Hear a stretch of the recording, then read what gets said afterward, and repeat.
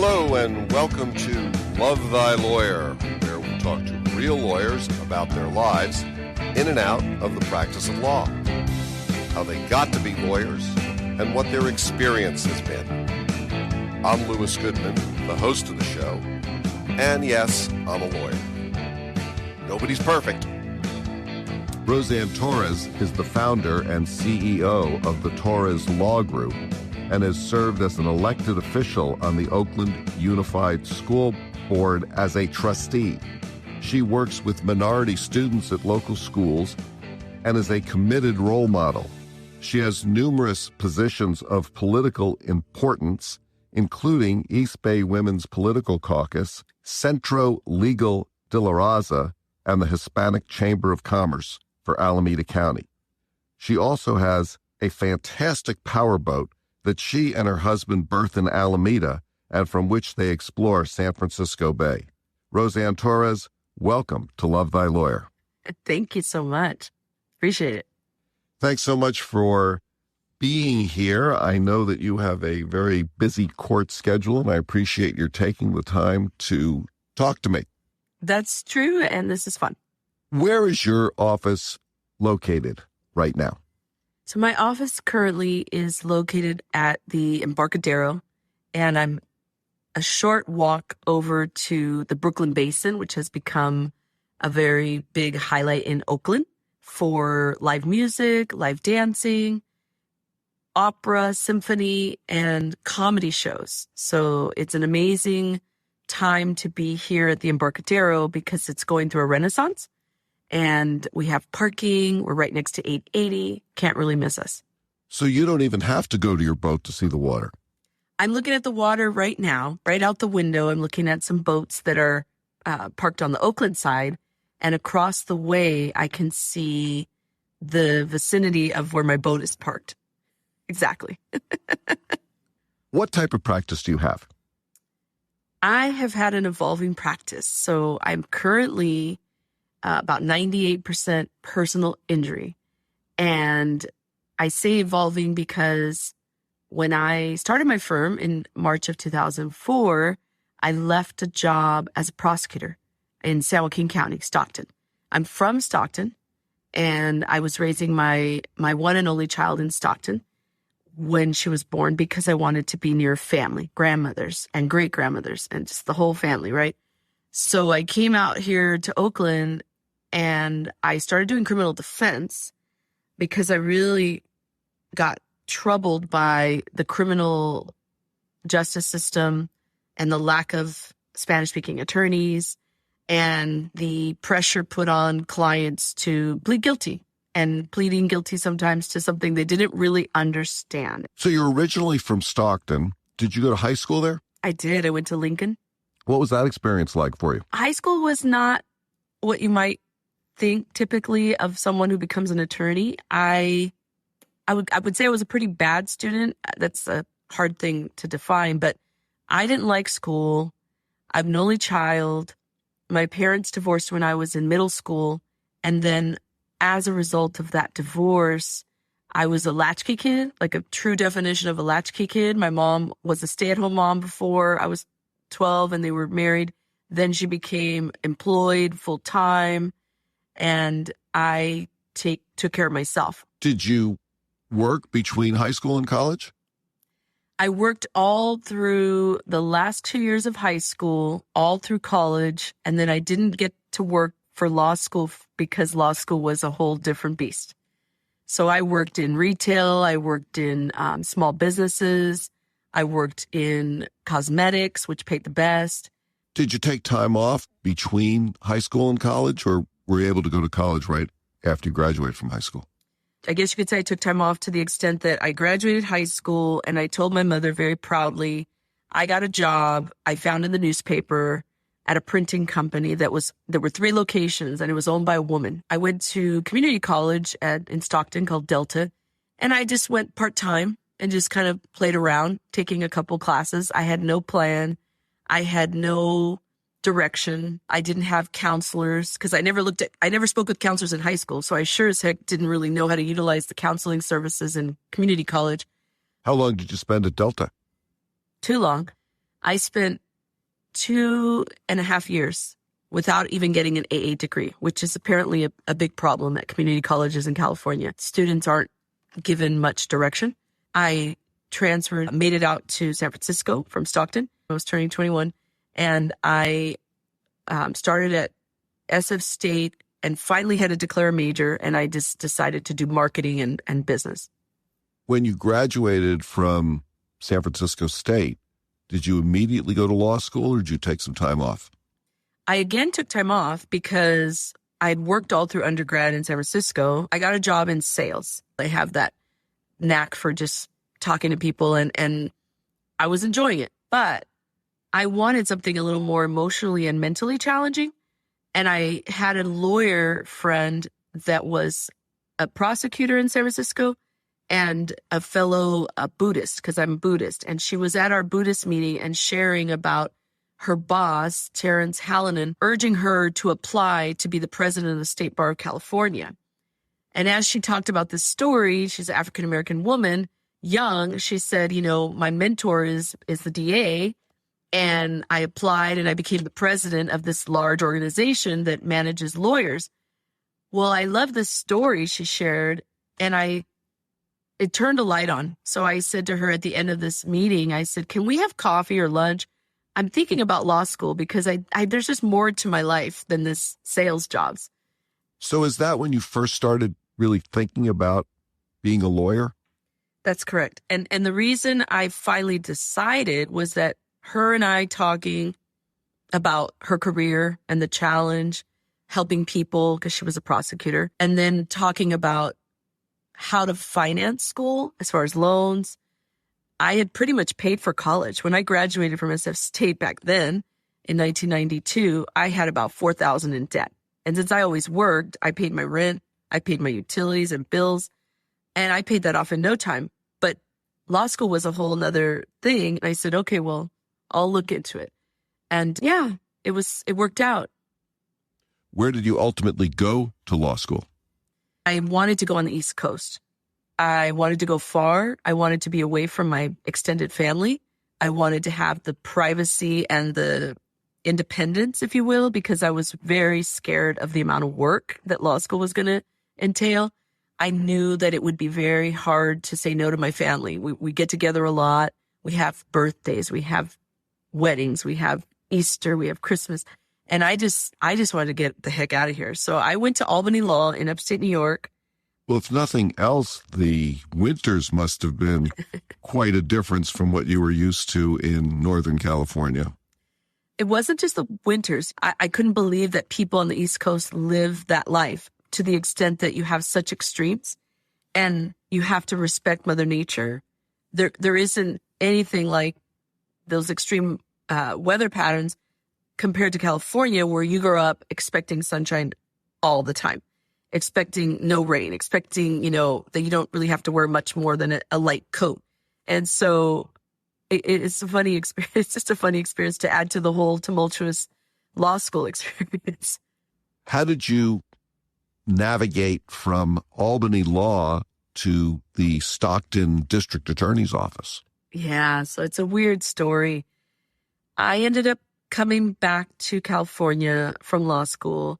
I started dating someone in the Bay Area because I would come home for holidays, and I began dating someone in the Bay Area, and specifically Oakland, which is exactly why I live in Oakland. I moved to Oakland for a couple months with this partner, and what I saw in Oakland, as opposed to the 7 years I lived in San Francisco, was a more friendly place, a more diverse place, a warmer city. It felt comfortable to be in a city that had more cultural offerings, more entertainment, more restaurants than Stockton. But when I finished school, I moved back to Stockton. I obviously had to get on my feet, right?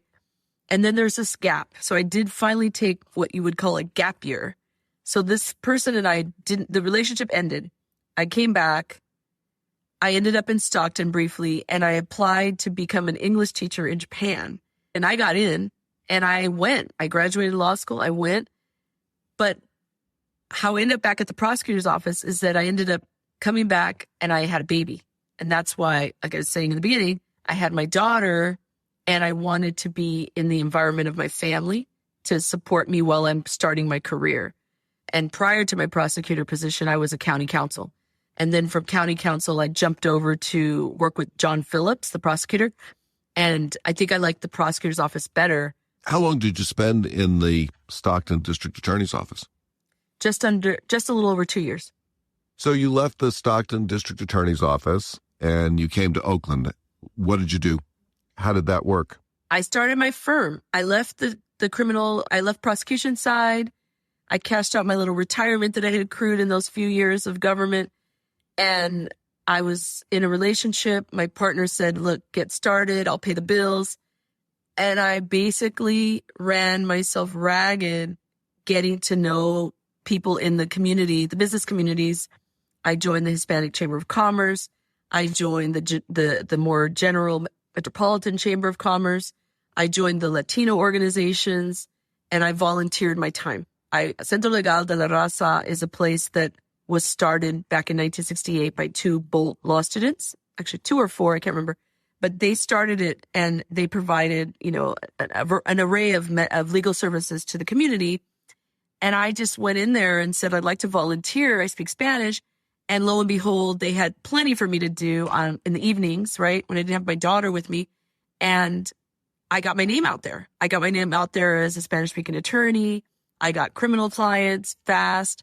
I got some family law clients fast and personal injury, little by little, but I didn't advertise. I just showed up. I was just in the place, if you will. If a young person just coming out of college had an interest in going to law school and was thinking about that as a career choice, would you recommend that? It's tough because I've had interns in my law firm for many years, probably over 14 years. I've had interns. Some of them have been high school, but most of them have been college. And some of them have said, I would not do this work. The way you have to talk to your clients sometimes with that whole tough love, they just feel like it's too frustrating. Why won't they listen? Why didn't they just do what they said they were going to do? And then I've had other law students say, college students, they're usually, because they're older, what they're saying is they want to help people in a particular arena. And it's probably life experience. So I've had interns that want to do immigration, right? And they may be immigrants themselves or their parents were immigrants. And they know somebody who got treated not so well by an immigration attorney, paid a lot of money, didn't get very much service. So I've always told them, it's really a decision that can only be made by your own life experience and personality. But really, law can be for anybody because there's lawyers that go to court. There's lawyers that only write documents. There's lawyers that do appeals. There's all the different personalities in lawyers. However, it's a hard arena. It's not for people who want to do typically, the same thing day in and day out because it's never the same day. And you think, clients have similar personalities, but there's always a twist in every case, right? And so it's definitely something I recommend to students because I'm also such a big believer in education. So when my meeting happened with this woman who was a prosecutor at 24 years old, and she said, what will happen is you'll have a JD. Maybe you won't practice law. Maybe you'll go back into business, but you will have a very different way of looking at the world and problem solving and critical thinking skills, those basic buckets, right? That we tell people. And I do believe that education is what empowers us. And my interns, some of them are in law school now. These young interns, they've gone from college to law school or from high school to college on the track to law school. And it's beautiful, right? Because if they see it up close, and I don't sugarcoat anything, then that means they may very well have the ability to be a good lawyer, or maybe they get a JD and they go back to something else. It just really doesn't matter. How is actually practicing law met or different from your expectations about it? I think that it's really difficult from the standpoint that school does not prepare you for the management of cases. You learn the law. Law is always changing, precedent, Supreme Court decisions, whatnot. state court, judges have their own nuances and personalities, and they handle their court differently. So I think practicing is very scary. And if you don't have the ability to think on your feet, if you're a person who goes to court, then it's not the proper place for you, right? Because every courtroom is different. Every district attorney I would deal with was different. Every criminal defense attorney when I was a prosecutor was different. I like that. I like variety. I like change. Some people don't. The managing of a business and getting paid is a whole nother beast. I wanted to ask you about that. What about the business of practicing law? How has that gone for you? And how's that either met or different from your expectations? Yeah. I think that I have made all the mistakes of a small business owner in the sense that hiring people is complicated.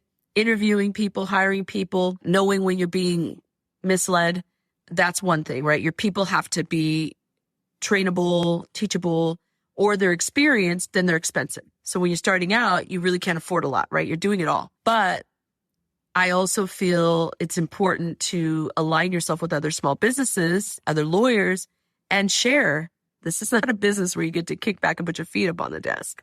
Is there anything that you know now that you really wished you knew before you started practicing law? Knowing when to say no. Knowing when to say no to people who call and want your help and want your services, and it's not your arena. What do you think's the best advice you've ever received? The best advice I've ever received. One piece of advice I received that was great and always true, although I didn't always spot it, was that when people switch attorneys, there is a problem you've got to figure out. So clients are desperate for representation, but if they're not following a good lawyer's advice, why would they follow yours? Do you think the legal system is fair? Not most of the time. That one was easy. Not most of the time. There's too much. There's too much that goes on. It's inherent in the nature of this work that it's unjust. Let me shift gears a little bit here. What's your family life been like, and how has practicing law fit into your family life, or your family life fit into your practice of law? I was raising my daughter 50-50. We had a 50-50 custody agreement, her dad and I. And I think that because I had downtime without my child, I could practice running my own business, which is a lot more work than just maybe going to work, in government work where it's 45 hours a week, as opposed to a big firm is going to be way more. But I think I made the mistakes there too. I could have worked a little less. When I was married finally in 2009, I was doing family law pretty hot and heavy, and it affected me to be stressed out about kids, to be stressed out about domestic violence. And my spouse said, you bring home your work, you bring home that angst and that anger and that frustration. And for years, I wanted to get out of family law. And it's unfortunate that my daughter had to be part of that negativity. And I got out in 2018, but probably was 4 years too late getting out. So I started in about 2004 or 5 with a little bit of family law.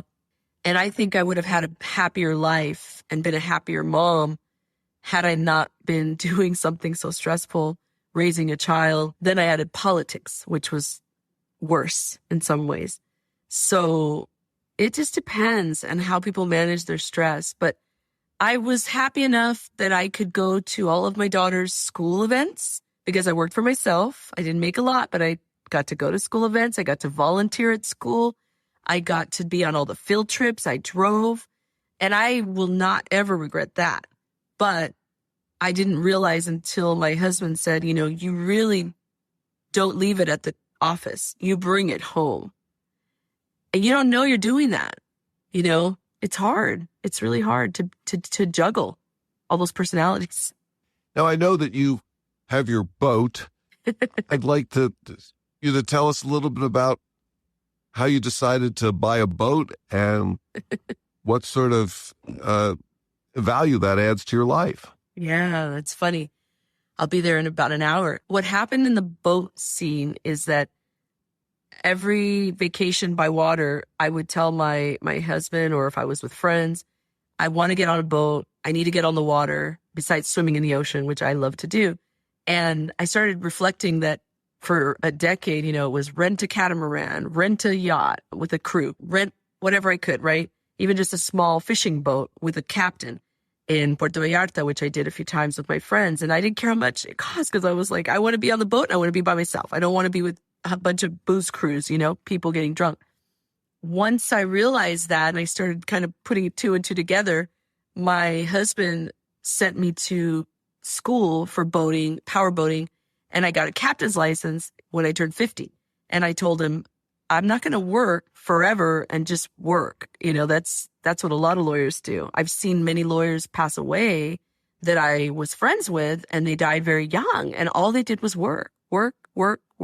And that's not what my life is supposed to be. So when I got my boating license in 2018, I think it was 2018, I told my husband, I said, well, we should buy a boat.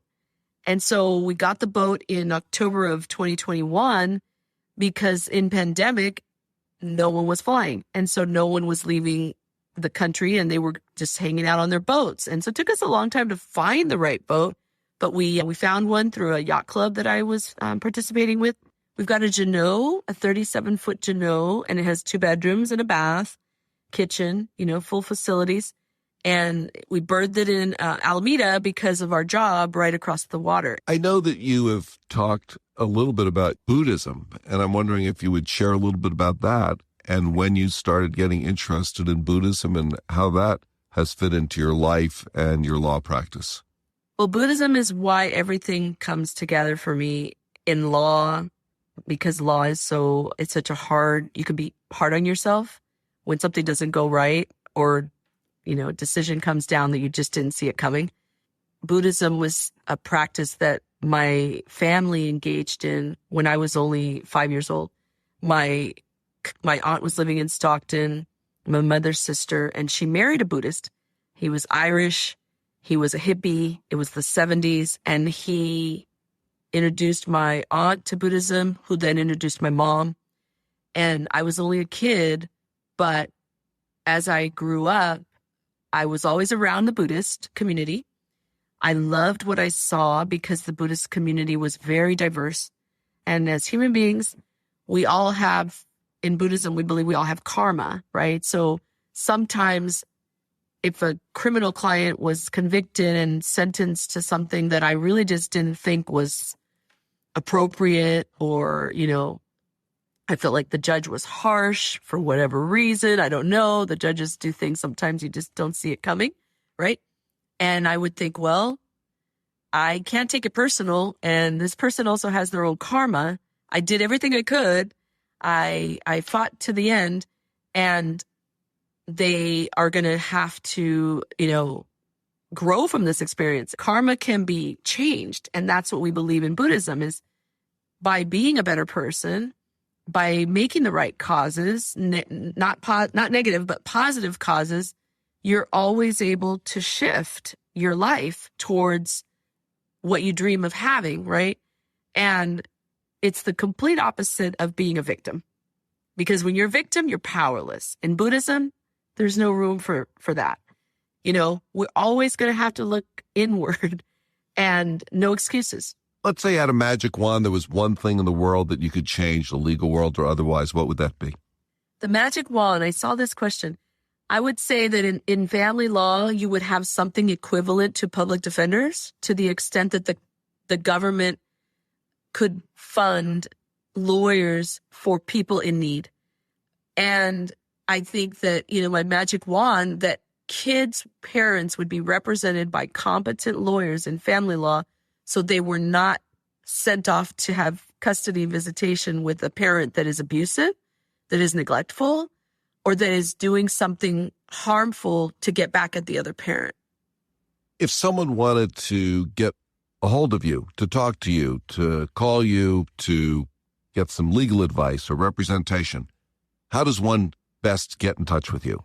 It's www.torreslawoffices.com. And my cell phone is 510-910-0404. Wow. Putting it out there to everybody. That's right. Is there anything that you want to talk about that we haven't gotten to? Be careful what you listen to, and be careful the source of that person who may be very unhappy. And if they're unhappy, definitely don't follow their advice. Roseann Torres, thank you so much for joining me today on the Love Thy Lawyer podcast. It's been a pleasure to talk to you. Thank you. I've enjoyed this tremendously. It's nice. That's it for today's episode of Love Thy Lawyer. If you enjoyed listening, please share it with a friend and follow the podcast. If you have comments or suggestions, send me an email. Take a look at our website at lovethylawyer.com, where you can find all of our episodes, transcripts, photographs, and information. Thanks to my guests, and to Joel Katz for music, Brian Matheson for technical support, Paul Roberts for social media, and Tracy Harvey. I'm Louis Goodman.